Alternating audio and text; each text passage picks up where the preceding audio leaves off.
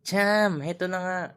Nag-book na nga tayo ng Angkas Joyride para hindi tayo ma-traffic.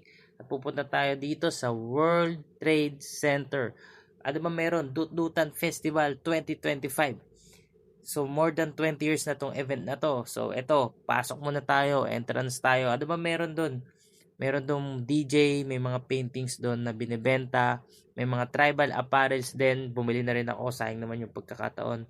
At sa loob dito, makikita nyo yung mga iba't ibang artist, mga pro artist yan, na sumali sa iba't ibang category. Tulad nito, back piece to. Ngayon, ito leg piece na collab. Ang kumbaga dalawang artist yan, makikita nyo yung mga technique nila, 'di ba? So, habang andun tayo, na ipag-usap na rin tayo sa mga ibang pro artists na ipagkulitan tayo dyan. At ito yung mga iba-ibang bansa na kasali: Indonesia, Singapore, USA, South Africa, Vietnam, France. Yun, meron din ditong foreign and local bands.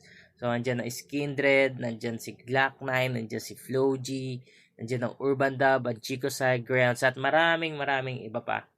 Okay. Then, after nun, sa lahat nun, ay syempre awarding na. Then, ito ay day 1 at day 2. Good night.